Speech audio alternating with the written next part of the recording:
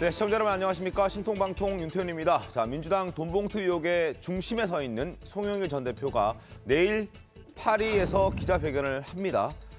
그리고 기자회견 직후에 귀국할 수도 있다는 보도가 나왔습니다. 정말 조기 귀국을 하게 될지 네 분의 출연자들과 함께 살펴보겠습니다. 반갑습니다. 자, 한민수 대변인님, 네. 송영길 전 대표 동아일보에 오늘 기사가 났던데요. 기자회견 직후에 귀국할 듯 이렇게 남았던데 사실입니까? 어떻습니까? 솔직히 뭐 그걸 제가 직접 확인한 뭐 방법은 없습니다. 직접 통화를 한 적도 없고요. 근데 다만 이제 송 전 대표께서 네. 현지에서 기자회견을 한다고 예고가 된 이후에 네. 당내 이제 움직임을 당 바뀌를 할지 상황을 보면은 초선 의원 모임도 그렇고요. 그다음에 당내 가장 많은 의원들이 활동하시는 연구단체라고 할 수 있죠. 연구 모임이라고 할 수 있는 더 미래 의원들도 집단적으로声明을 내면서 네. 조기 귀국을 촉구했습니다. 네. 더 미래 같은 경우는 빨리 들어오지 않으면 당 지도부에 또 요청을 했죠. 강경한 조치를 취해달라고. 그리고 이제 정책의원총회에서 민주당 의원들이 하나로 의견을 모은 게 송영길 전 대표가 서둘러 귀국을 하는 게 좋겠다. 다수의 당내 분위기나 의원들 입장은 그런 겁니다. 이게 2021년 5월에 네. 전당대회 때 송영길 캠프에서 이루어진 일이라 알 수 있는 사람들이 많지 않습니다. 다수 의원들은 모르죠. 뭐 지금 해당됐다고 하는 압수수색을 받은 의원들이랄지 그리고 가장 뭐 정확하게 좀 전반적으로 흐름을 알 수 있는 분은 송영길 전 대표 아니겠습니까? 이런 요구들이 있기 때문에 그리고 이제 뭐 송 전 대표도 이런 상황을 저는 뭐 파리에 있지만 다 파악을 할 거라고 봅니다. 그래서 저 개인적으로도 송 전 대표님께서 이제 회견을 끝나면은 네. 최대한 서둘러서 들어오셔가지고 국내에서 또 뭐 관련된 입장이 있으면 입장을 밝히고 본인이 책임질 부분이 있으면 거기에 대한 소명을 또 하고 하는 게 맞지 않겠나는 생각을 하게 됩니다. 최병희 의원 어떻게 전망하십니까? 글쎄, 저는 이제 송영길 전 대표가 아직 완벽하게 조기 귀국하겠다 이렇게 결심을 한 거는 아니지 않는가 이런 직접적인 생각이 입장이 듭니다. 나온 건 아니에요. 오히려 이재명 대표 쪽에서 아니면 좀 민주당 의원들 가운데 일부 좀 압박용으로 서둘러서 뭐 조기 귀국 얘기를 하는 것 아닌가 이렇게 좀 의심을 하고 있는데 네. 저희도 뭐 정보가 전혀 없으니까 네. 적어도 언론도 좀 엇갈리는 것 같더라고요. 그러면 어느 것이 조기 귀국이냐? 예를 들어서 내일 우리 시간으로 내일 밤 11시 아닙니까? 네. 그러면 회견하고서 뭐 모레라도 우리 시간으로 모레라도 바로 들어오면 조기 귀국이라고 할 수 있는데 그 이제 뭐 프랑스 파리에 뭐 본인이 그동안에 여러 가지 일정 잡아놓은 것도 있고 할 테니까 그런 것들을 좀 정리하고 난 뒤에 뭐 가급적 빨리 들어오겠다 그러면 그게 조기 귀국이냐 뭐냐 이제 이런 논란이 있을 수 있거든요. 그런 점에서 본다면 아직 최종 결심 단계에 간 거는 아니고 오히려 조금 민주당에서 약간의 압박용으로 얘기를 하고 있는 것 아닌가 쪽에 저는 더 무게를 두고 있습니다. 알겠습니다. 아마 들어오긴 들어올 텐데 들어오겠죠. 조기냐 7월 달에 아니냐 뭐 이런 정도의 차이가 아닐까 싶습니다. 알겠습니다. 7월에 일단 들어오는 걸로 예정이 되어 있는데 이 일이 터지고 난 다음에 빨리 들어와라라는 요구가 빗발치고 있고 그래서 송 전 대표도 프랑스 파리에서 고민을 하고 있는 것 같다. 그리고 기류는 조금 달라지는 것 같다. 이런 목소리들이 이제 나오고 있습니다. 비판의 목소리들이 많기 때문에 송 전 대표도 고민이 많고 심적으로 조금 흔들리는 것 같다는 생각도 드는데 민주당 내에서 나오고 있는 비판의 목소리 한번 들어보겠습니다. 송영길 전 당대표가 즉각 귀국해서 의혹을 낱낱이 분명히 실체를 밝혀야 한다는 데 의견을 모았습니다. 프랑스에 있는 송영길 대표도 충분히 감안해서 행동을 취해 주실 것으로 기대하겠습니다.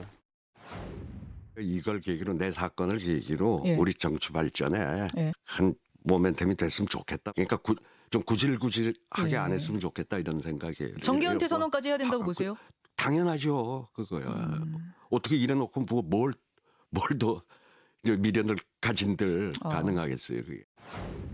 너무 상식에 반하지 않습니까? 예. 당대표까지 여기만 보내고 이 사건이 터졌다면 본인이 돌아서 자기 얘기를 해야 될 것이고 예. 해명이든 고백이든 또는 뭐 또 반론이든 해야 될 것이고 근데 지금 안 들어오고 하는 것은 뭐 캥겨서 그런 거 아닌가 이런 의심도 듭니다. 자, 그리고 윤희석 대변인님, 일단 민주당에서는 들어오는 건 당연하고 기자회견도 하지 말고 들어왔으면 좋겠다 이런 얘기를 하더라고요. 뭐 때문에 기자회견까지 하지 말라는 걸까요? 상식에 반하는 얘기인데요. 들어오는 건 들어오는 건데 기자회견을 하지 말라. 그 얘기는 송영길 대표가 들어오면서 기자회견을 할 때 네. 예를 들어 당과 민주당 지도부와 상의되지 않은 말을 덜컥 할까 봐 그게 아마 걱정이 될 거예요. 그렇게 되면 지금 민주당 입장에서는 사건의 시체를 잘 모르고 있는 상태에서 네. 이것이 정치 탄압성 수사라느니 뭐 지금 확인된 바가 없다는 이런 식으로 전략을 짜고 있지 않습니까? 일부는 인정하면서도 네. 그런데 그것과 다르게 더 뭐 큰 건을 송영길 대표가 얘기한다든지 이 전략과 어긋나는 어떤 사실관계를 발언한다든지 이럴 경우에는 전체적인 전략이 무너지기 때문에 아마 네. 그 점을 우려한 그런 얘기가 아닌가 이렇게 생각합니다. 알겠습니다. 무슨 얘기가 나올지 저도 궁금해지는데 밤 11시입니다. 기자회견 예고했으니까 그 기자회견 아마 하고 들어오더라도 들어오지 않을까라는 생각이 드는데 자, 그동안 송영길 전 대표는 돈봉투 의혹 자체를 몰랐다라고 한 만큼 기자회견에서도 어떤 얘기가 나올지 사실 크게 새로운 내용이 나올지도 좀 의문이 들긴 하는데 아마 전반적으로는 이런 의혹들을 부인하는 방향으로 얘기를 하지 않을까 싶습니다. 그러나 저희도 어제 말씀을 드렸듯이 이정근 전 사무부총장과의 녹음 파일에 송영길 전 대표가 관여됐음을 저희가 추론해보고 짐작해볼 수 있는 내용들이 일찌감치 드러났기 때문에 어떤 내용인지 한번 더 기다려지는 기자회견인 것 같습니다. 자, 관련 녹취 한번 들어보고 이야기 이어가겠습니다. 아니 그렇게 하지 마. 왜? 오빠가 그렇게 받아서 한다는데? 나한테 줘. 그냥 때 바로 같이 얘기했는데. 들어온 걸 대략적으로 저 송한테는 한번 살짝 얘기해 줘야지. 아, 그 조금 모아지면 얘기하지. 야, 100만 원 들었다고 얘기하면 그렇잖아. 아니, 내가 그 얘기도 했어. 송만이 형이 좀 연결해줘서 그거 좀 나눠줬다. 그렇게 얘기를 했어 내가. 누구한테? 영길이 형한테. 내가 그때 아 잘했네 잘했어 막 그러더라고. 셋이 튀는 거 설마서서 그거는 내가 잘 맞출게. 밤에 전화가지고 나한테 욕이랑 다 퍼부어가지고 내가 잠을 설치면서 그래서 와서 이 충성 부대를 만들어서 백업하는 그 군단을 내가 하여튼 오늘부터 만들게. 하여튼 뭐든 다 의논하고. 자, 한명수 대변인님, 일단 송영길 전 대표 지금 프랑스 파리에서 기자회견 예고했는데 어떻습니까? 좀 약간 폭탄 발언하는 그런 스타일입니까? 그래서 좀 걱정하는 겁니까? 어떻습니까? 송 전 대표께서 그러시겠습니까? 저는 뭐 그러진 않을 거라고 생각을 하고요. 저는 이제 송 전 대표가 이제 이 사안이 좀 불거지고 네. 상황을 제대로 파악하지 못한 상태였기 때문에 그런 말씀이 나왔다고 생각하는데 어떤 이런 녹취 파일이 있는 상태에서 뭐 개인 일탈이라는 표현은 제가 볼 때도 좀 너무 섣부르지 않았나 생각을 합니다. 그러다 보니까 이제 그 다음부터 이런 녹취 파일이 나오니까 송 전 대표 입장도 조금 더 공공해지지 않나 싶어요. 근데 그래서 이제 좀 전에 앞에서 나온 것처럼 네. 뭐 기자회견을 안 했으면 좋겠다는 만약에 그런 의견들이 있다면 모르겠습니다. 개별적으로 누가 전달했는지는 모르겠는데 당 차원이랄지 뭐 대표랄지 그런 적은 없었기 때문에 그건 뭐 제가 알 수 있습니다.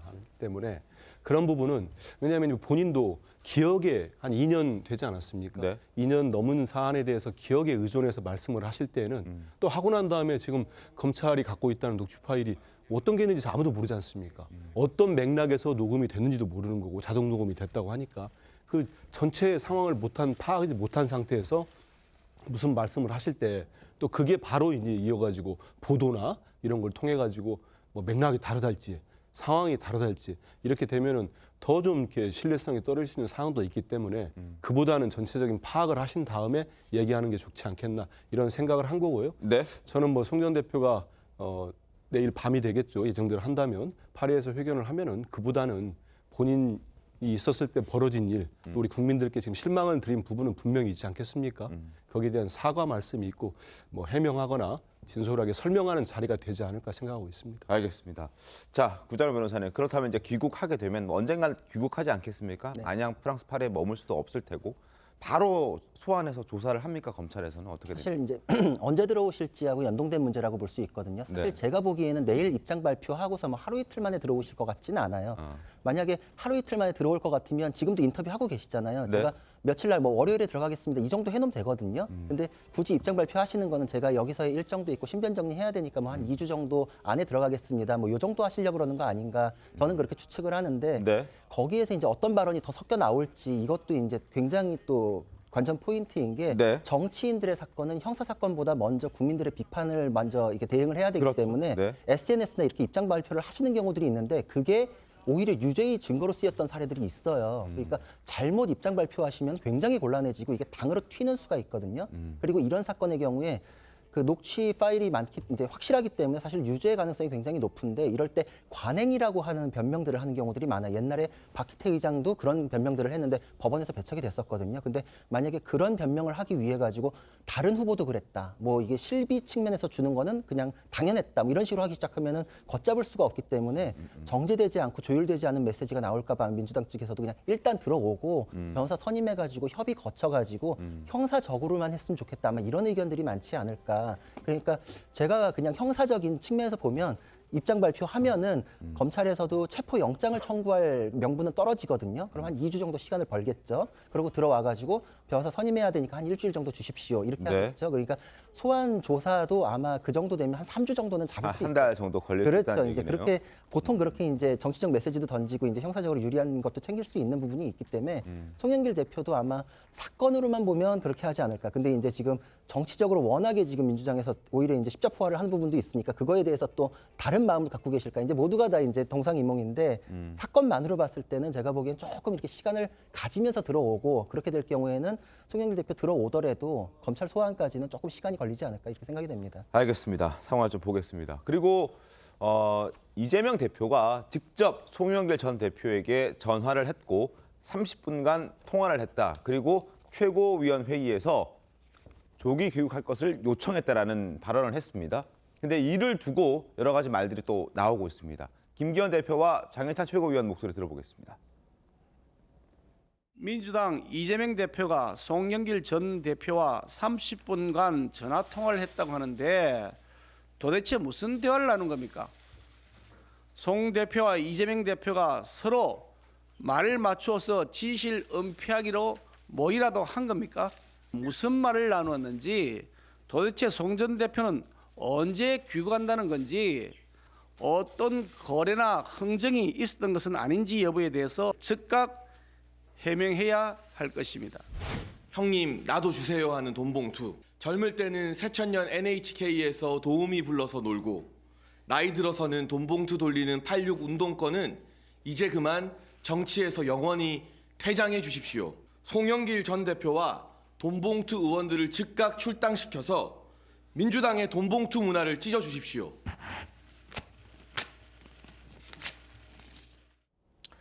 윤석 대변인님, 저 김기현 당대표는 일단 뭔가 근거를 갖고 얘기하는 것 같아 보이진 않습니다만 어쨌든 의심을 하고 있다 이렇게 의혹 제기를 하는 거겠죠? 그런 차원인 거죠 지금. 저희 입장에서는 그런 얘기 할 수 있습니다.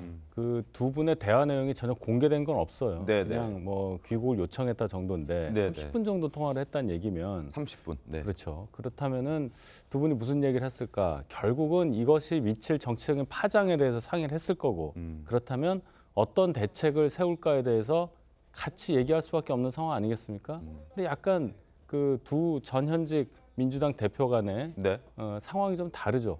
이재명 대표 입장에서는 좀 거리를 두고 싶어 하면서 이걸 처리하고 싶을 거고 송 전 대표 입장에서는 당에서 좀 도와주기를 원할 거고 아마 그런 차원에서 그러면 합의점이 어디로 나올 거냐. 저희 입장에서는 진실을 다 밝힐 이유가 민주당에 없다고 보기 때문에 저런 의혹 제기 가능하다고 생각합니다. 최봉민 의원 어떻습니까? 글쎄 저 의혹에 무슨 근거가 있을까요? 저는 뭐 근거가 없다고 보고 근거라고 한다면 30분간 통화했다는 거 외에는 없을 거예요. 그런데 30분이라는 걸 한번 잘 생각해 보시죠. 저거는 돈봉투 의혹이 불거진 직후예요. 맞습니다. 그렇죠. 이제 일부 뭐 종편에서 그 이런저런 녹음 파일이 그 공개되는 아주 초창기예요. 공개되기 직전이나 뭐 이 정도가 됐기 때문에 이재명 대표도 정확한 걸 몰랐을 거예요. 이 전모가 어떻게 되는지 그냥 그 일부에서 언론 보도만 보고 그래서 아마 이재명 대표는 이런 문제의 심각성 정도를 얘기했을 거고 송영길 전 대표가 아마 어떤 식으로도 설명을 했을 거예요. 그러면 30분이라는 시간 동안에 대책까지 서로 짰다? 일반적으로 그렇게 보기에는 저는 조금 무리라고 봐요. 만약에 이게 들어와서 앞으로 검찰 수사가 어떻게 진행이 되고 그랬을 때 우리가 어떻게 그 대응을 하자는 것까지 얘기하기에는 30분이라는 시간은 좀 짧은 것으로 보여요. 더군다나 의견이 일치하지 않은 느낌이 있잖아요. 조기 귀국을 요청했는데 송영길 전 대표는 그 직후에 언론 보도를 보면 거부했다고 돼 있거든요. 그러면은 결국 30분이라는 시간 동안 이재명 대표는 이재명 대표의 얘기를 했고 송영길 전 대표는 송영길 전 대표 본인의 입장을 얘기하다 보면 30분이라는 시간은 흘러가지 않을까라는 차원에서 본다면 거기서 뭐 둘이 짜고 대책까지 앞으로 시나리오까지 다 그 입을 맞췄다 이렇게 얘기하기에는 좀 무리다. 전 그렇게 봅니다. 구체적인 시나리오까지는 말하기 어려울 수 있었지만 어쨌든 뭐 대략적인 뭐 계획 같은 건 얘기했을 수 있는 시간이 되지 않았을까라는 생각도 드는데 민주당에서는 30분 통화 내용에 대해서 좀 들으신 바 있습니까? 저도 보도를 보고 대표가 통화를 했다는 걸 알고 있었습니다. 네. 하지만 그 시간이 30분인지 진짜로 20분인지 15분인지 누가 알 수 있겠습니까? 이제 보도가 30분 나왔는데요. 누군가 뭐 대략적으로 얘기를 했으니까 보도를 했겠죠. 기사 썼을 텐데 저는 이런 생각은 좀 해봅니다. 저는 최 의원님께서 잘 말씀해 주셨다고 생각하는데 네. 왜냐하면 제가 알기로도 당대표되고 거의 뭐 통화한 적 없었을 겁니다. 왜냐하면 송영길 전 대표가 또 해외로 나갔기 때문에 정말 간만에 통화했으면 안부도 물었을 테고 뭐 이게 뭐냐 내용을 모르지 않습니까? 이재명 대표 같은 경우는 전혀 모르기 때문에 물어봤을 테고 거기에 대해서 송 전 대표가 또 입장을 설명을 했을 겁니다. 하다 보면은 뭐 30분이 20분이 몰라도 시간이 갔을 텐데 저는 여당에서죠. 국민의힘에서 이런 문제 제기는 할 수는 있다고 봐요. 왜냐하면 이게 뭐냐 정치 공세니까요. 하지만 그런 생각은 듭니다. 전현직 대표가 제일 야당의 당대표가 이런 엄중한 사안이 생겼고 국민들께 이 통화 이후에 대국민 사과까지 하는데 그거를 놓고 진실을 은폐하기 위해서 말맞추기를 했다. 이런 의혹을 제기하면은 분명히 국민의힘 지지층에서 한 30% 정도 되는 그분들 사이에서는 그래 이랬을 수도 있어요. 하지만 정말 합리적 보수를 할지 중도층에 계시는 분들이 이걸 공감하겠습니까? 공감을 하면 지금처럼 대통령과 여당 지지율이 떨어지겠습니까? 그래서 할 수는 있겠지만 네. 자주 해봤자 크게 효과 못 볼 거다는 생각이 듭니다. 알겠습니다. 자, 그리고 윤석열 대통령 그제 4.19 혁명 기념식에서 자유와 민주주의가 사기꾼에게 농락당해서는 안 된다는 발언을 해서 또 민주당을 겨냥한 것 아니냐 하는 해석을 나왔습니다. 이재명 대표가 어제 윤 대통령의 발언에 대해서 정면으로 응수했는데요. 윤 대통령과 이재명 대표의 발언 함께 들어보겠습니다. 우리가 피와 땀으로 지켜온 민주주의는 늘 위기와 도전을 받고 있습니다. 독재와 폭력과 돈에 의한 매수로 도전을 받을 수도 있습니다. 이러한 거짓과 위장에 절대 속아서는 안 됩니다. 4.19 혁명 열사가 피로써 지켜낸 자유와 민주주의가 사기꾼의 농락당해서는 절대 안 되는 것입니다. 말 한마디에 천장빚을 갚는다 이런 말이 있습니다. 대통령의 말 몇 마디로 대한민국이 또 대한민국 국민들이 수천 양의 빚을 져버린 날입니다. 저는 대통령의 공식 기념사에서 사기꾼이라는 말을 들어본 적이 없습니다. 우리 국민들께서 느끼셨을 자괴감 이런 것들이 참으로 걱정이 됩니다.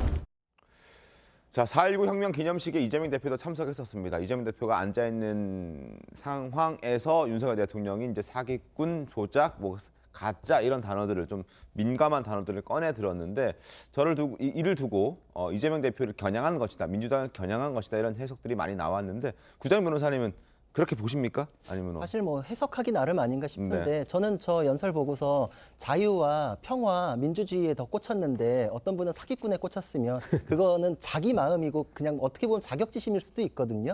자기 처한 입장에서는 뭐만 보이잖아요. 그러니까 그런 여러 가지 해석에 대해서 다시 또 문제 삼는 게 자기에게도 별로 불리할 것 같아서 이재명 대표가 저 말을 놓고서 얘기하시는 게 본인의 처지만 한 번 더 상기시키는 거 아닌가. 저는 사실 연설 자체는 누구에게나 다 이렇게 통용될 수 있는 내용을 하셨다 이렇게 생각이 되기 때문에 뭐 해석은 다 각자의 몫인 것 같습니다. 알겠습니다. 어찌됐든 저런 얘기들이 있었고 당시에 이재명 대표의 표정도 굉장히 안 좋았던 걸 어제 보여드리기도 했는데 새로운 입장이 나와서 잠깐 이재명 대표의 입장까지 소개를 해드렸습니다. 다시 돈봉투 얘기로 넘어와서 이 돈봉투 의혹에 대해서 사실 좀 민주당도 녹취 파일이 등장하면서 뭐 기획 수사라든지 어떤 조작이라든지 이런 단어들이 좀 사라지는 듯 보였는데 다시금 이런 목소리들이 슬그머니 또 슬금슬금 기어 나오고 있는 그런 상황입니다. 박찬대 의원과 박범계 의원의 목소리 들어보겠습니다. 검찰을 통해서 추측되고 있는 단편적으로 흘러나오는 보도 내용만 보고서 실체적 진실이 뭔지는 판단하기 굉장히 어려워요. 지금 구속되어 있는 이정근 씨의 녹취 파일이 외부나 방송국으로 유출될 가능성은 짐작하기가 상당히 어렵고요. 아직 사안이 실체가 분명히 드러나고 있지 않습니다. 뭐 매일같이 사실 피의사실 공표가 되고 있는 거 아니겠습니까? 1차적인 규명이 필요합니다. 그러나 그 규명과 별도로 송영길 전 대표는 들어와야 됩니다. 자, 윤희석 대변인님, 지금 녹취 파일까지 공개된 상황에서 기획 수사라니 이런 얘기를 할 수 있는 게 어떻게 좀 받아들이십니까? 이게 국민들이 납득하겠냐는 거예요. 그 수사를 기획한다는 그 단어 자체가 형용 모순입니다. 뭔가 죄를 지었고 혐의가 있기 때문에 수사를 하는 거지. 그럼 만들어서 수사를 했다는 얘기잖아요. 네. 지금 대한민국이 2023년인데 그게 가능한 사회냐 한번 스스로 우리가 물어보면 답이 나오는 얘기라고 보고 네. 민주당에서 이걸 방어하려는 상황은 충분히 이해를 하지만 이 돈봉투 관련해서도 자꾸 무리하잖아요. 뭐 300만 원은 뭐 어떤 뭐 차량 뭐 유지비라든지 기름값 이렇게 얘기하다가 사과한 의원이 있었고 한 달 50만 원 식대는 뭐 한 달 그 식대도 안 된다 50만 원이라는 돈이 액수를 줄여서 죄의 경중을 판별하려고 하는 본질에서 벗어난 방어를 하고 있지 않습니까? 따라서 민주당에서 공공한 상황은 알겠지만은 이런 식으로 국민들께 설명하기보다는 네. 그냥 단순하게 얘기하면 돼요. 송영길 대표 빨리 오셔서 네. 기자, 언론의 이 실상을 정확하게 얘기를 하고 검찰 수사에 협조하겠다. 이 정도 이상 지금 얘기할 게 없습니다. 알겠습니다. 네. 자, 민주당도 여러 가지 골치가 아프니까 이러저런 해명도 하고 또 반박도 하고 있는 그런 상황인데 지금 여의도 정치권에서는 이 돈봉투 명단 정보지가 막 돌고 있습니다. 버전도 여러 가지로 돌고 있는데 그 명단에 오른 민주당 의원들 중에서 장경태 의원과 김용민 의원이 있는데 허위사실 유포죄로 그 유포자들을 고발하겠다고 얘기하는데요. 이거 뭐 어떻게 처리할 수 있는 방법이 있습니까? 누가 유포했는지도 모르는 상황에서. 그렇죠. 그래서 수사하기가 사실은 쉽지는 않습니다. 왠지 SNS로 퍼지는 거는 기하급수적으로 이제 천문학적인 범위까지 쫙 이렇게 퍼지거든요. 따라 올라가는데 중간에 또 IP가 이제 외국에서 거쳐가지고 들어오는 거를 사용하는 계정도 있어요. 그럴 경우에 추적이 또 끊기고 이러면 이제 맨 처음에 작성자를 찾아내는 것이 뭐 포털에 누가 글 올린 거 찾아내는 거하고는 또 차원이 다릅니다. 그래서 이거는 사실상 수사가 진행되기는 좀 어려워지고 그리고 또 이게 정치인들 같은 경우에는 내가 결백하다라면서 이제 고소를 해놓고 시작하는 경우도 있기 때문에 그것도 알 수 없거든요. 근데 또 그러니까 받은 사람 쪽에 대한 수사가 되고 이게 진짜 허위 사실이 맞는지 이게 또 연동되기 때문에 이 수사는 굉장히 뒷전으로 밀릴 수밖에 없어가지고 현재로서는 고소장을 뭐 접수를 하더라도 진행되기는 좀 어려워 보입니다. 최병우 의원님, 고발하게 되면 오히려 더 그걸 자신의 이름을 알리게 되는 그런 그러니까 역효과가 아니 있는 거 아니에요? 그거는 이제 본인이 안 받았다고 하면서 고발을 하게 되는 거니까. 네. 뭐 그거는 뭐 지금 말씀하셨듯이 오히려 뭐 고백 아니냐 이렇게 생각하는 사람은 많지는 않을 텐데 이게 유사한 사례가 있었습니다. 노무현 정부 때 당시 이해찬 국무총리가 이 사설 정보지에 관해서 일제 이제 단속을 하겠다 이러면서 뭐 그 수사를 해라 이렇게 압박을 넣은 적이 있거든요. 네. 그 후에 아마 기사 찾아보시면 그 수사 결과 안 나왔습니다. 그럴 정도로 이 사설 정보지라는 거에 이 유통 경로가 은밀하고요. 네. 그다음에 설령 뭐 그걸 누구 처음에 만든 사람을 잡는다고 할지라도 이게 좀 애매해요. 그래서 하여튼 그때 국무총리가 지시를 했는데 당시에 이해찬 총리는 실세 총리라고 알려져 있습니다. 그렇게 지시하고 수사기관이 달려들었는데도 결과물이 없었다 하는 걸 보면 이것도 그 아마 장경태 의원하고 김용민 의원이 뭐 이렇게 고발했다 이렇게 얘기를 하지만 그러나 실질적으로 이 수사 결과는 아마 나오기가 힘든 것 아닌가 과거 예를 보면 이렇게 생각합니다. 알겠습니다. 자, 그리고 돈봉투 의혹에 녹음 파일에 등장하는 의원이 윤관석 의원만 있는 게 아니죠. 이성만 의원도 등장을 합니다. 일부 자금을 조달했다는 의혹이 제기가 됐습니다. 이성만 의원이 돈봉투 의혹 관련해서 사실 사실무근이라는 입장을 밝히고 있긴 한데 목소리 한번 들어보고 이야기를 좀 이어가겠습니다. 지난번에 얘기했던 거는 일단 저기 박하고 다 얘기를 했어. 그냥 내가 받아서 내가 좀 줄 거야. 아니 그렇게 하지 마. 왜? 오빠가 그렇게 받아서 한다는데? 나한테 줘. 그냥 송이 때 바로 같이 얘기했는데. 입장문으로 다 밝혔고 뭐 사실은 무근이기 때문에 이 문제는 다퉈서 나갈 겁니다. 자, 지금 검찰이 판단하고 있는 돈의 규모는 9,400만 원 정도입니다. 1억 원이 조금 몸이 안 되는 그런 규모가 지금 전당대회에 살포됐다 이렇게 검찰은 판단하고 있는데 그중에 강래구 씨가 8천만 원 정도를 마련했고 그리고 조택상 전 인천시 부시장이 1,000만 원 정도를 마련했다. 이렇게 알려져 있는데 이 1,000만 원이 조택상 전 인천 부시장이 아니라 이성만 의원이 마련했을 수도 있다라는 그런 의혹이 제기가 된 겁니다. 그래서 검찰이 지금 이런 것들을 들여다보고 있는 그런 상황인데 이런 내용은 전직 의원이 공개를 했습니다. 민주당 출신의 전직 의원이 이렇게 밝혔는데요. 이성만은 지금 사실관계를 검찰에서 답할 것이다라고 얘기하고 있지만 전 의원은 이정근이 닥달을 해서 어쩔 수 없이 이성만도 1,000만 원을 만들어서 돈을 조달했다 이런 얘기들이 이제 공개가 된 겁니다. 이게 맞는지 아닌지는 좀 조사를 해보고 수사를 해봐야 되겠지만 일단 이성만 의원 입장에서는 좀 난처해진 상황인 것 같아요. 그렇죠. 뭐 아마 저게 이성만 의원이 한 전직 의원한테 얘기를 했다는 식으로 지금 전직 의원이 밝히는 것 같아요.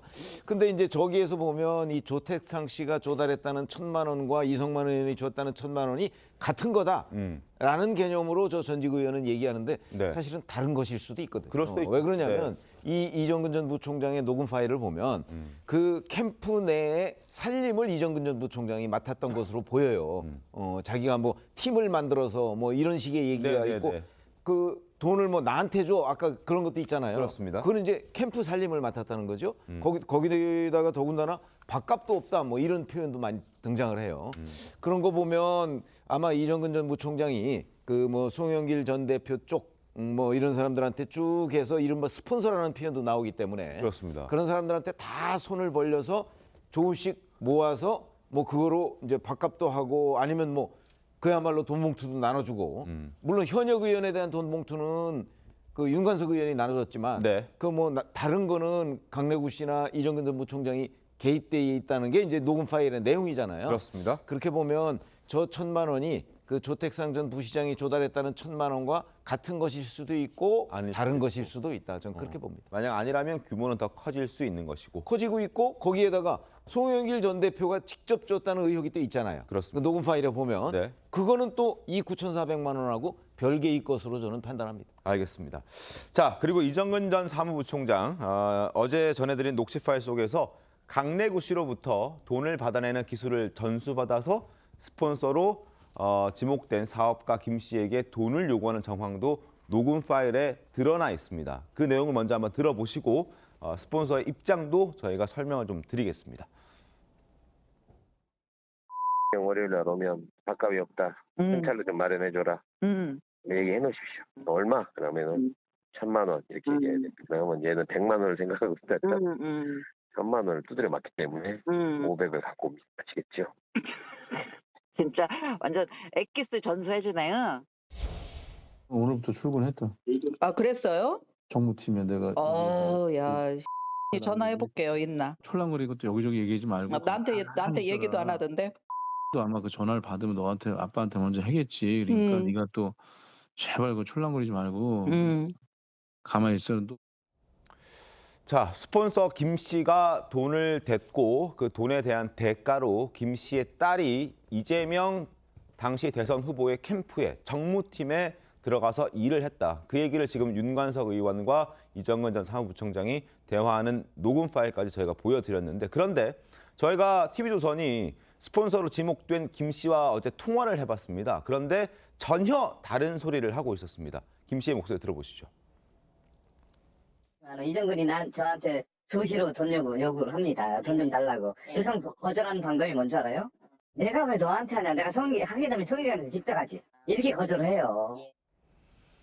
자, 일단 서로 돈을 받아내는 방법을 모의했는데 이 사람은 거절하는 방법도 잘 알고 있는 그런 상황이었습니다. 그러나 김 씨가 설명하는 걸 들어보면 그 딸이 이재명 대선 캠프에 들어가서 일을 한 건 맞지만 그건 돈을 준 대가로 들어간 것이 아니라 돈을 주지도 않았고 준 대가로 들어간 것이 아니라 과거 딸이 의원실에서 근무했던 경력이 있기 때문에 그 경력으로 들어가서 정무팀에서 일을 했다라고 설명을 하고 있습니다. 전혀 다른 얘기가 나오고 있어서 이 부분도 한번 살펴봐야 될 것 같은데 왜 이렇게 입장이 완전 부인하는 입장을 내놨더라고요? 이걸 뭐 인정 안 하겠죠. 만약 사실이라고 네. 해도 이건 수사의 영역이니까 제가 단정하지는 않겠습니다. 네. 근데 참 놀라운 것은 아까 방금 전에 나왔던 녹취 그 대화 내용이지 않습니까? 네. 음성을 들어보면 이게 과연 이 민주당에서 그래도 비중 있게 정치하시는 분들 사이에 오갈 수 있는 대화냐?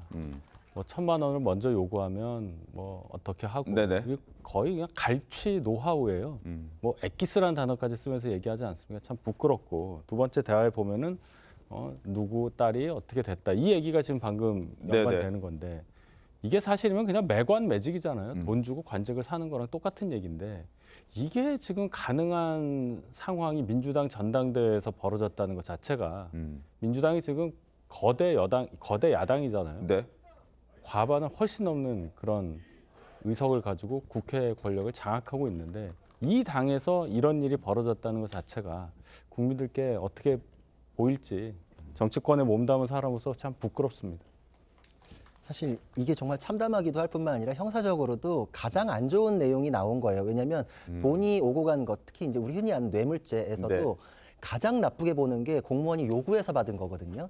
정말 조금도 깎이지 않아요. 근데 이거 돈 받았는데 이건 거의 요구 수준을 넘어서 갈취잖아요. 그러니까 정말 선처받을 포인트가 전혀 없고 네. 그리고 이 정도 내용이 나왔으면 사실 그 사업가도 더 버티기는 쉽지 않아요. 왜냐하면 의원실에서 일했던 경력 가지고서 갔다라고 하면은 이 의원과 사무부총장 사이에서 그 사람 뭐 이력서 줘봐 촐랑거리고 다니지 말고 이렇게 입단속 시켜가면서 할 대화 자체가 있을 수가 없겠죠. 그러니까 다른 루트라는 걸 생각하기가 어렵고 오히려 의원실 전에 경력이 있다라고 하면은 그 자체도 어떻게 들어갔는지까지 수사대상에 올라가는 수가 있어요. 그러니까 이 사업가가 더 버티기는 쉽지 않을 거예요. 왜냐하면은 그 사업체 그럼 자금 흐름까지 같이 보게 되거든요. 그러니까 지금 여기서 차라리 인정하고 이 범위에서 책임을 지는 것이 나을 수 있다 이런 판단을 하게 마련이라 가지고 녹취록이 있는 거에 대해서는 사실 흔들려고 시도를 하더라도 법원에서 그게 부정되는 경우는 거의 없습니다. 그러니까 어려울 것이라 가지고 이거에 대해서는 왜 이거에 대해서 돈을 송영길 캠프에 줬는데 이재명 대표의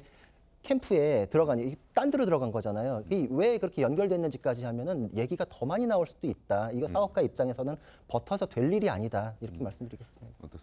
일단은 대선 때나 이거 얘기를 하니까 이 사건과 좀 다르더라도 좀 설명을 하면 뭐 여야 모두 뭐 대선을 같이 치렀으니까요. 네. 경선 때부터 하고 뭐 건진법사 네트워크 무슨 본부입니까? 일할 때 뭐라고 해명했냐면 서로 무보수로 와서 도와주겠다는 사람들 다 받지 않느냐 했습니다. 네. 저는 뭐 그 해명에도 할 수 있었다고 봐요. 그 해명도 여기에 적용시킬 수 있다. 아니 적용보다도 아마 네. 그때 당시 국민의힘 해명도 이런 게 있었는데 그러니까 지금 이거를 연결시켜서 마치 그 대가 때문에 이재명 캠프에 무슨 정무팀이 무슨 팀인지도 모르겠어요. 대선 때 보면 정무팀에서 문대원님 계시지만은 여러 조직들이 너무 많기 때문에 누가 와서 일하고 있는지 모릅니다. 아마 되게 좀 젊은 분 같은데 네. 그리고 저도 일할 때도 그렇고 그 아시지만 앵커도 알지만 무보수입니다. 자원봉사예요.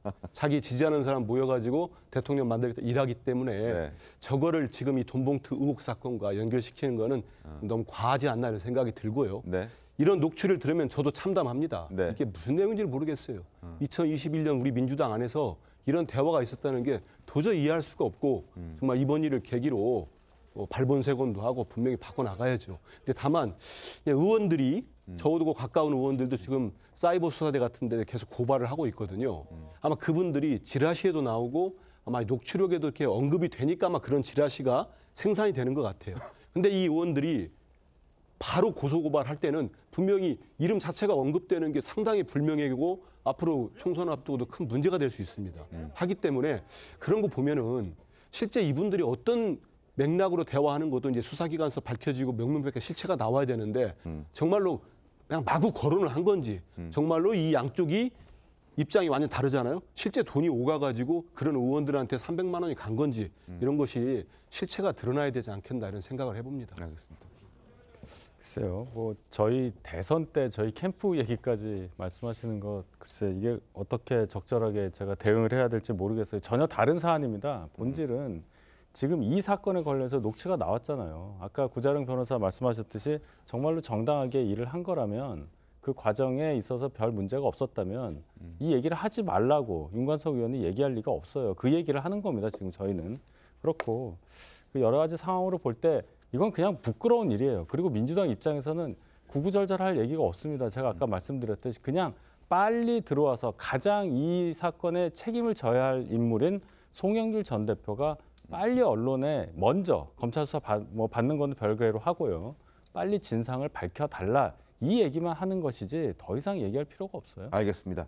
자, 오늘 내일 저녁입니다. 11시에 송영길 전 대표 기자회견 한다고 하니까 그 내용 보고 그리고 얼마나 빨리 귀국해서 또 입장을 밝힐지 지켜보도록 하겠습니다. 그리고 강래구 씨가 오늘 영장실질심사 받는데 검찰에서는 증거인멸 또 사안이 엄중하다는 이유로 구속영장을 청구하긴 했는데요. 법원의 판단이 어떻게 될지 그 부분도 한번 눈여겨보도록 하겠습니다. 자, 다음 주제 가겠습니다. 자, 오늘의 사람 순서인데요. 첫 번째 인물 바로 만나보겠습니다.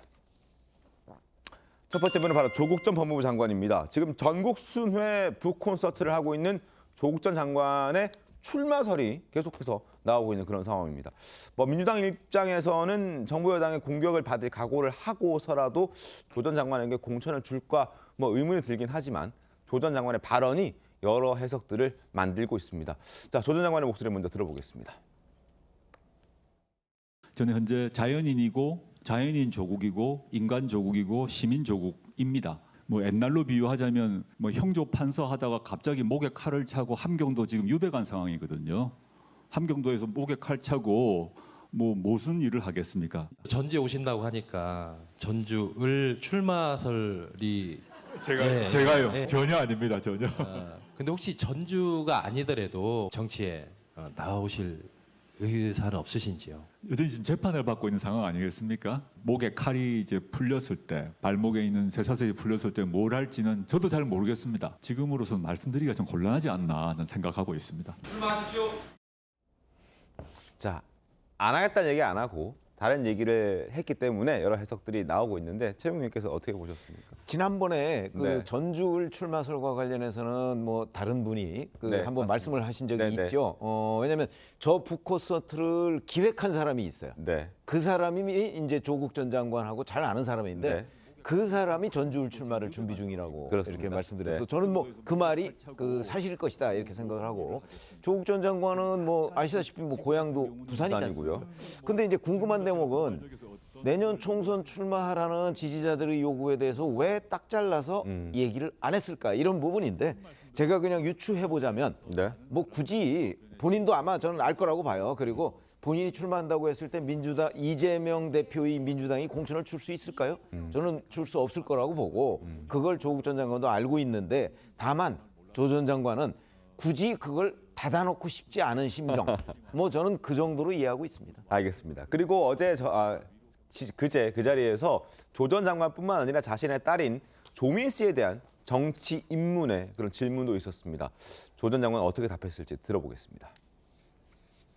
조민 양이 정치를 한다고 하면 말리실 건지 응원하실 건지. 저희 딸은 정치에 전혀 생각이 없습니다. 스타일도 그렇고 이제 아주 독립적이고 자주적인 애입니다. 주변에서 이제 최근에 부각이 많이 되다 보니까 이런저런 얘기를 하는데 제가 적어도 1년간은 아무 일도 하지 말고 놀아라 그랬습니다. 그래서 놀고 있고 쉬고 있고 수많은 제안이 있는데 그 판단은 저희 딸이 스스로 아마 하지 않을까 생각하고 있습니다. 이것도 약간 애매하게 답을 하는 것 같아요. 안 한다고 했다가 스스로 생각하겠다. 어떻게 보셨습니까, 인사님? 몰라요. 이거는 조민 씨 본인이 얘기한 게 아니니까. 네네네. 조국 전 장관이 과연 딸이 이런 상태에서 정치를 하는 것을 지금 저 같으면 딱 잘라서 아니라고 할 텐데 조민 씨가 다른 좋은 일 해가지고 지금 유명해진 게 아니잖아요. 네. 조민 씨가 만약에 정치를 하겠다고 하는데 그건 개인의 자유지만 네네. 그 다시 쏟아질 비난과 또 과거의 행적 같은 걸 생각해 보면 그 가족 입장에서는 절대 그걸 권유하거나 할 상황이 안 돼. 지금 웃으면서 대답을 하는 겁니다. 물론 분위기상 그럴 수는 있겠는데 네네. 딱 잘라서 얘기 안 하는 게 하겠다고 하면 또 밀어줄 것도 같은 그런 생각도 들어서 이 조국 씨는 도대체 어떤 생각을 하고 계신지 정말 모르겠습니다. 지금까지 2019년도에 벌어진 이후로 지금까지 아마 국민의힘에서는 조 전 장관이 무슨 생각하고 있는지 모르는 분이 많을 것 같아요. 저만 생각이 다릅니까? 저는 들으면서 그 조 전 장관 얘기 들으니까 딸 조민 씨는 정치할 생각이 전혀 없는 것 같고 시킬 생각도 없다고 들리는데요.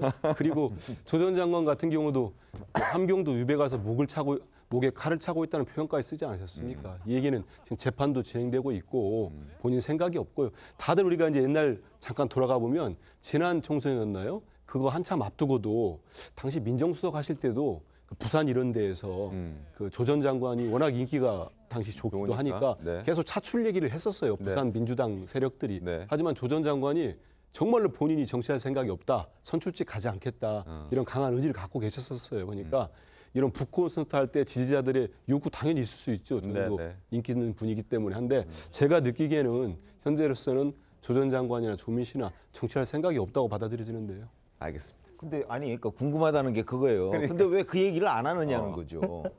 제가 이 정도면 한 것 같은데. 한 거예요? 알겠습니다. 뭐 지금 한민수 대변인께서는 앞에 조 전 장관의 앞부분, 발언의 앞부분에 이제 포인트를 주시는 것 같고, 뭐 두 분께서는 그 뒷부분에 애매하게 마무리 짓는 그 멘트에 아마 또 포인트를 주시는 것 같은데, 어쨌든 뭐 듣는 사람에 따라서 입장은 다를 수 있으니까요. 그 부분은 저희도 문을 열어놓도록 하겠습니다. 어떻게 보셨습니까? 근데 조국 장관이 처음에 민정수석 가셨을 때 저는 학자라 가지고 학교로 돌아갈 겁니다 이렇게 얘기하셨었거든요.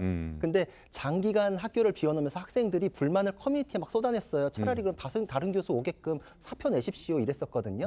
근데 그러고 나서 법무부 장관 됐잖아요. 그때는 또 그게 또 마지막입니다. 또 이래가면서 했었기 때문에 본인이 절대 아니다라고까지 얘기하지 않고 지금은 말할 수 없습니다라는 게 그때 행보하고도 지금 이게 좀 기시감이 있어서 하는 말 아닌가. 그리고 저는 최병묵 위원님 말에 적극 동의하는 게 형사 사건에 있어서도 정치적인 관심이 모이는 인물의 사건은 진행하기가 더 좋아요. 그러니까 이런 관심과 자기 지지세가 있는 거가 자기에게 여러모로 유리하다는 판단은 있을 것으로 생각이 됩니다. 알겠습니다.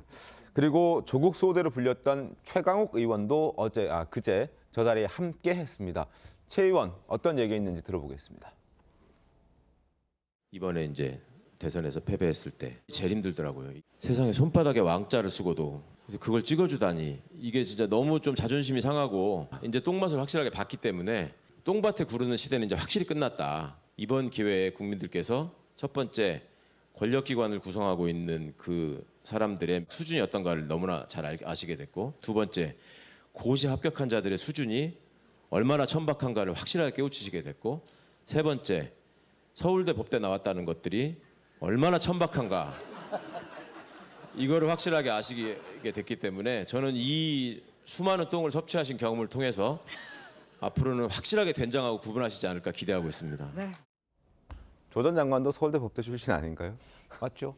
본인도 서울대 법대 출신이고요. 다만 본인은 제가 알기로는 사법 시험을 붙지는 않고 법무관 시험을 붙은 걸로 제가 알고 있습니다. 뭐 그런데 그 본인하고 뭐 똑같은 본인의 경력과 거의 비슷했는데 아마 이제 윤석열 대통령을 겨냥한 것으로 보이죠. 뭐 글쎄 저런 부분에 관해서는 저는 그 문재인 정부가 5년 만에 정권을 야당에 넘겨줬다. 지금 국민의힘에 그것의 시발점이 조국 사태라고 보거든요. 그러니까 이미 국민의 평가는 저는 끝났다고 봅니다. 알겠습니다.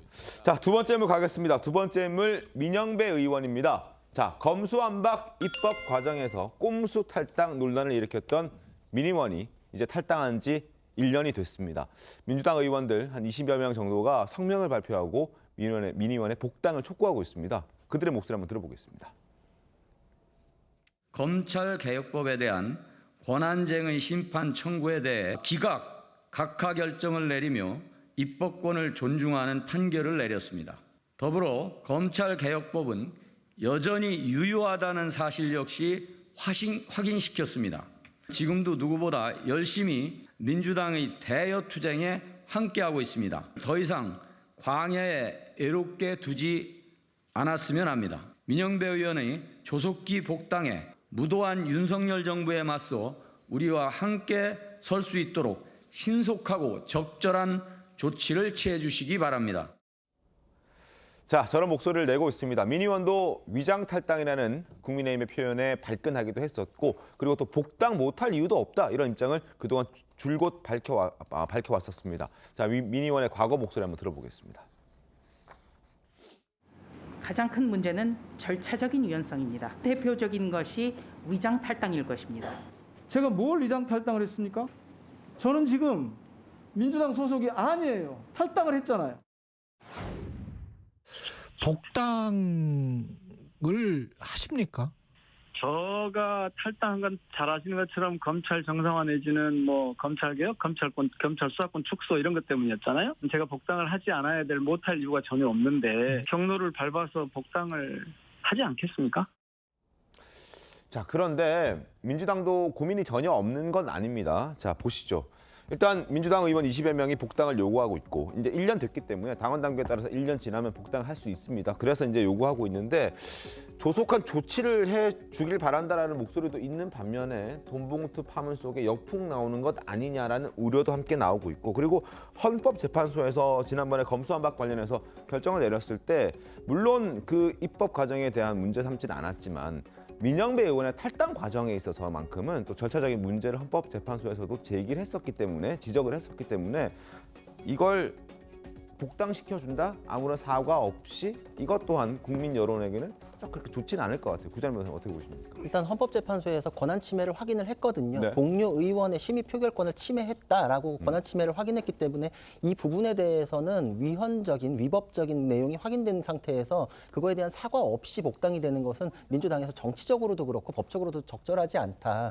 그리고 이거는 밖에서만 비판하는 게 아니라 당 내부에서도 마찬가지거든요. 대표적으로 이제 박용진 의원 같은 경우에 사과 먼저 해놓고 얘기해라라는 입장도 냈을 정도예요. 근데 이런 거 없이 지금 당 차원에서 추진하려고 그러는 거는 민영배 의원이 그때 처음에 민주당 의원들 사이에서 총대 맸다. 굉장히 민주당을 위한 결단이다 이런 식으로 네. 했었거든요. 그 입장에서 그거를 같이 동조했던 분들은 이게 불이익 없이 오길 바랄 텐데 이게 지금 본인이 자진복당하는 식이 되면은 나중에 공천 심사에서 10% 감산이 돼요. 굉장히 불리해지죠. 그러니까 당 차원에서 부담 없이 이제 뭐 리스크 없이 들어오게끔 해줍시다라는데 이게 지금 당 내부에서도 입장 정리가 안 됐거든요.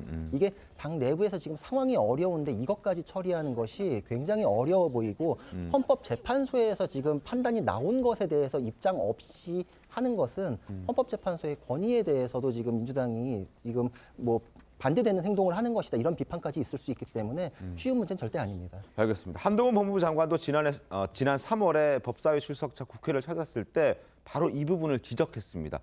그때 목소리 한번 들어보겠습니다. 민영배 의원님이 복당을 추진하는 것 같은데. 제가 지금 굉장히 유감스럽게 생각하는 그 헌재의 결론조차 위장 탈당 등 심각한 위헌 위법적인 절차가 입법 과정에 있었다는 점을 인정했죠. 그렇게 위장 탈당시켜서 계속 입법할 게 아니라면 사과는 제가 아니라 민주당 의원들이 하셔야 한다고 생각합니다. 그리고 뭐 내부의 상황에 대해서는 다 국민들이 판단하시지 않겠습니까? 근데 그게 상식적인가요? 헌법재판소가 그래도 된다고 허용한 거라고 생각하십니까? 저는 그렇게 보이지는 않는데요. 다만 당내 사정이니까 법무부 장관이 언급할 문제는 아닌 것 같습니다.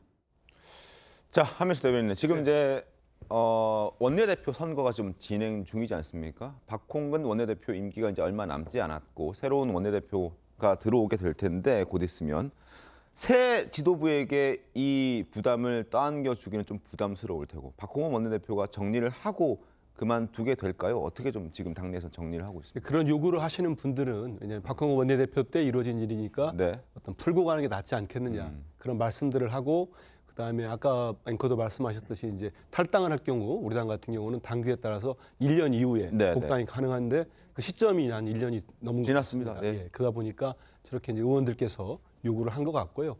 또 하나는 이제 헌재 판결에 따라서 뭐 보는 시각에 저분 이제 민 의원의 탈당 부분을 보면 그렇지만은 저는 한동훈 장관도 저렇게 민 의원을 공격하지만 사실 본인도 책임이 많이 있지 않습니까? 본인이 위헌 소송 냈지만 헌재에서는 뭐 검찰 정상화법, 검찰 개혁법은 전혀 법으로서는 문제 없다. 그리고 법무부는 아예 소송을 청구할 권한쟁의 심판을 청구할 자격조차 없다. 각하를 시켜버렸거든요.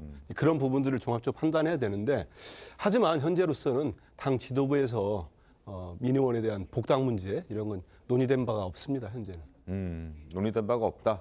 한번 지켜보도록 하겠습니다. 하여튼 요구는 빗발치고 있는 그런 상황인 것 같으니까 한번 지켜보도록 하겠고 세 번째 인물로 가겠습니다. 세 번째 인물은 분위기를 좀 바꿔서 서세원 씨인데요. 서세원 씨가 갑자기 사망했다는 소식이 전해졌습니다.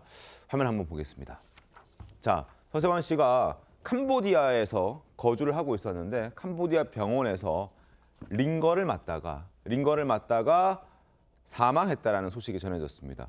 근처 사원에 일단 임시 빈소를 마련했고 한국으로 시신을 옮겨서 장례를 치를 예정이라고 하는데 구단 변호사님, 어쩌다 링거 맞다가 이런 일이 벌어졌습니까? 근데 사실 평소에 당뇨병을 앓고 있었다라고는 지병이 하지만, 있었다? 예. 근데 이게 링거라는 게 그 당뇨병에 대한 치료 목적이었다 이렇게도 아니고 링거가 굉장히 또 무슨 뭐 어려운 난이도의 치료나 이런 것도 아니거든요. 네. 그냥 뭐 몸이 피곤하고 이럴 때 이제 링거 맞는 경우들도 많고 치료 과정에서 이제 주사에 쇼크하는 경우가 있긴 있는데 링거 가지고서 쇼크했다는 건 전 들어본 적도 잘 없는 경우라 가지고 굉장히 좀 이 의료 과정에서 어떤 일이 있었는지는 더 조사가 필요한 걸로 이제 보이는데 이 한인병원이라고 하는데 이 이후에 취재에 대해서는 잘 안 되고 연락이 잘 안 닿고 있다고 합니다. 그래서 현지에서의 그 의료 시설이나 이런 게 아무래도 우리나라보다는 열악했을 것으로 보이기 때문에 네. 과연 링거만 했는지 그 이 앞뒤로 다른 해가지고 건 없는지. 그렇죠. 그리고 이 앞뒤로 뭐 복용했던 약이나 이런 거가 또 이제 결합됐을 가능성도 있거든요. 그건 좀 더 사실관계를 볼 필요가 있을 것 같습니다. 알겠습니다. 향년 67세로 생을 마감한 서세원 씨입니다.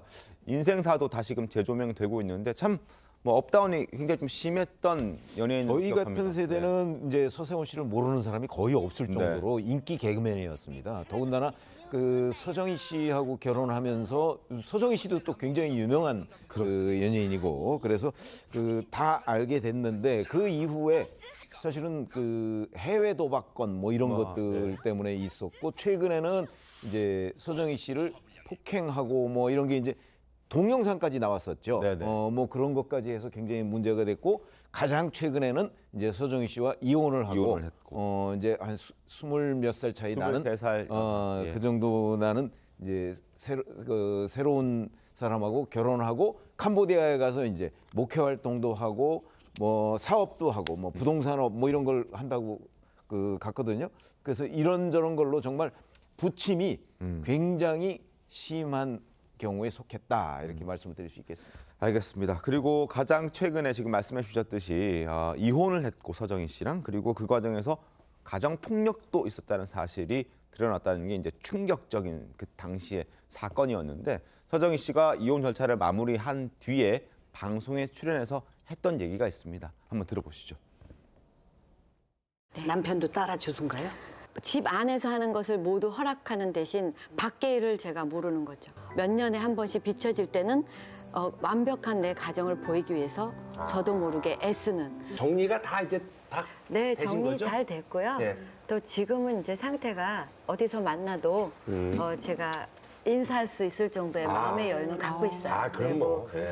매일 기도하고 있고 또 잘 살길 원하고요. 예. 그 이혼은 했지만 우리가 그 과정을 다 무시할 수는 없는 거거든요. 그리고 저는 힘들고 고달팠던 것도 사실이지만 그 반면에 좋았던 기억들도 있죠.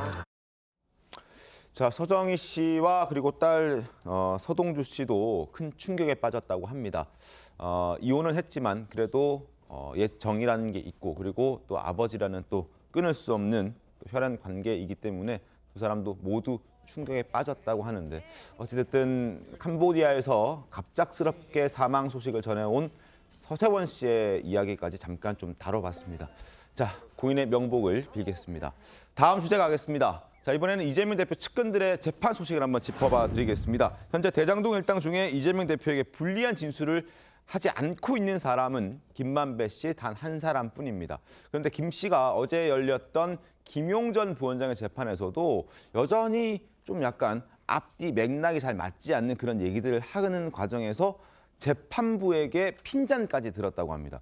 어떤 얘기를 어떻게 했길래 이런 핀잔까지를 재판부에게 듣습니까? 부장님. 자금 흐름에 대해서 이제 추궁을 하기 시작을 했거든요. 그래가지고 20억의 선거 자금을 유동규 씨가 달라고 했다 그러던데 그거 준 게 맞냐라고 이제 물어보니까 요구를 받았지만 안 줬다, 거절했다라고 했어요. 근데 그 이후에 5억 원의 자금이 유동규 씨한테 전달된 게 확인이 됐거든요. 그러니까 그럼 이 돈 전달된 건 뭐냐라고 하니까 1억은 유동규에게 내가 형으로서 호의로 준 것이고 4억은 남욱이랑 그때 사이가 껄끄러웠기 때문에 관계 회복을 위해 가지고 전달하라고 줬다라고 해명을 했어요. 그러니까 재판부가 그 돈이 선거자금 20억에 포함된 돈인지 아닌지 지금 어떻게 그걸로 구분이 되냐. 돈을 줬다는 것 자체가 말이 안 되고 그 돈으로 전용할 것이란 생각은 안 했냐. 당신 네. 말도 앞뒤가 너무 안 맞는다. 그러면은 당신이 지금 50 넘어서 오해형제 맺는다는 게 말이 됩니까라고 하면서 형으로서 호의를 줬다는 건 또 뭐냐. 이제 이렇게 줄줄줄줄줄 원래 거짓말하면 계속 이렇게 탄핵을 당하거든요. 그러니까 이거에 대해서 그러면은 돈에 대해서 이렇게 앞뒤가 바로 확인이 되는 안 맞는 얘기를 하느니 차라리 당신의 범죄 사실에 대한 것이면은 제 범죄 혐의의 유죄 입증이 되는 내용이기 때문에 진술 거부하겠습니다. 이러고 진술 거부권을 차라리 행사를 하지 내 앞에서 앞뒤가 그냥 바로 안 맞는 거짓말을 계속하지는 말아라. 재판부로부터 그렇게 질타를 당한 그런 것입니다. 지적을 받았군요. 예. 그리고 호의로 1억 원을 줬다니요. 이렇게 그 납득이 좀 이해가 되십니까? 어떻습니까? 윤석열 대변인? 호의, 그 호의가 어떤 호의인지 참 궁금합니다. 1억이라는 돈이 큰 돈인데 그 사이가 별로 좋지도 않다고들 얘기하면서 호의로 줬다? 뭐 의형제도 아니라고 그랬잖아요. 그렇죠. 뭐 의형 나이 50 넘어서 무슨 의형제냐 이렇게 얘기를 했다는. 근데 형으로서 좋다고 그랬잖아요. 그럼 그건 무슨 형입니까? 의형제라는 게 사실 보면은 우리가 뭐 삼국지 같은 데 나오듯이 도원결의 하듯이 뭐 대단한 의식을 갖고 그렇게 안 하잖아요. 그냥 마음이 맞으면 형 동생 하자 이 정도 수준인데 그거는 그렇게 강력하게 부인을 하면서 나중에 돈 준 거에 대해서는 형으로서 좋다, 호의로 줬다. 재판부가 당연히 이상하게 생각을 하겠죠. 김만배 씨가 모르겠습니다. 어떤 의도로 지금 이런 진술을 하는지까지야 제가 속마음은 모르겠습니다만은 진실을 밝혀줘야 돼요. 자꾸 안 밝히려고 하니까 이런 무리수를 두는 것이 아닌가. 모든 국민들 이렇게 이해하실 겁니다. 알겠습니다. 한민수 대변인 어떻습니까? 저는 이제 어제 보도를 보면서 네.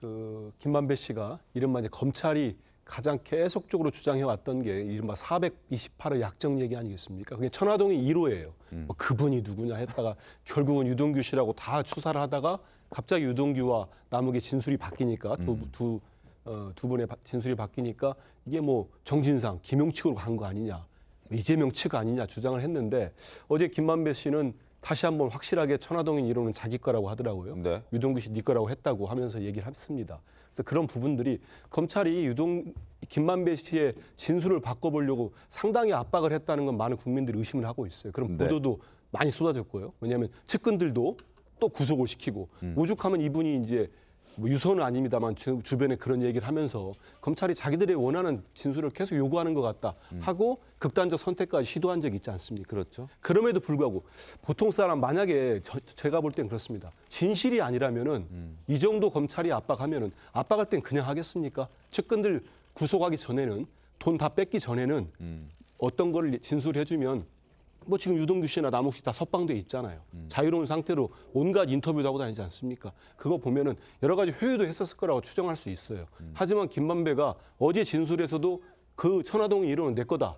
재판 의혹도 없다. 이렇게까지 할 때는 계속적으로 1년 반 동안 똑같은 진술을 하는 사람의 진술이 신빙성을 놓겠습니까? 아니면 저는 지금 석방돼 있으면서 갑자기 진술을 바꾼 유동규 씨나 남욱 씨의 신수성이 높겠습니까? 저는 그런 생각을 좀 합니다. 네. 근데 어차피 유죄의 입증이라는 건 증거관계로 판단하는 것이잖아요. 그래가지고 누구 하나의 진술이 아니라 그 연결 상태를 봅니다. 그래서 증인들끼리 증언이 부합하고 거기에 물증이 맞아떨어지면 사실 혼자 딴 얘기하는 사람은 일관된 얘기를 하더라도 그거를 절대로 믿어줄 수가 없어요. 그리고 부인하는 경우는 많이 봤죠. 사실 대법원 확정 판결까지 나오고도 양심의 법정에서 무죄라고 끝까지 주장하시는 분들도 많잖아요. 그러니까 그게 일관된 태도인지 아닌지 그게 중요한 게 아니라 다른 증인들하고 다른 물증하고 맞아떨어지는지를 봐야 되는데 다른 대장동 관련자들은 각자 구속돼 있을 때 각자 진술한 게 딱 맞아떨어졌어요. 무슨 뭐 같이 모아놓고서 니네 입장 정리 이런 게 아니에요. 다 구속 상태에서 나온 진술을 맞춰보니까 자금 흐름이랑도 맞아떨어졌기 때문에 지금 재판부에서 그 대장동 다른 사람들에 대해서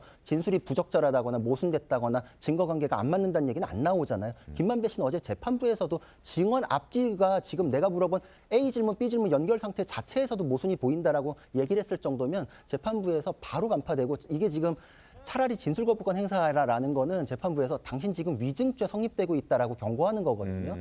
굉장히 그거 증언 과정에서 재판부가 확신을 갖지 않으면 그 정도 경고까지 안 합니다. 그러니까 이건 김만배 씨의 일관된 진술이라는 거는 자신의 다른 이해관계 때문이라고 볼 수 있지 그거 지킨다고 해서 다른 사람들의 일관된 내용을 배척할 수는 없습니다. 저는 어제 재판에서 가장 우스웠던 장면이 이제 이 법률적인 문제가 아니고 이거라고 봐요. 왜 천화동인 1호의 절반은 그분 건 얘기를 하잖아요. 네. 김만배 씨가 절반은 그분이라고 하는 게 유동규 거다 이렇게 얘기를 했거든요. 그런데 정의황 녹취록에 보면 걔네라는 표현이 나와요. 걔네.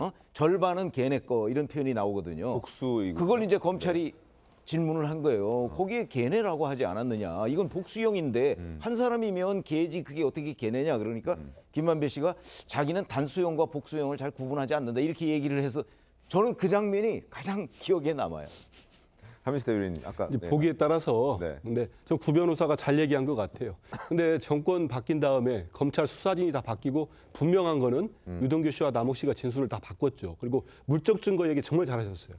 정말 그 428억이라는 어마어마한 저수지란 표현까지 써가면서 이재명 대표 측의 부정한 돈을 지금 뭐 야수한 것처럼 그리 많은 공격을 하지 않았습니까? 네. 그럼 물적 증거를 분명히 밝혀야죠.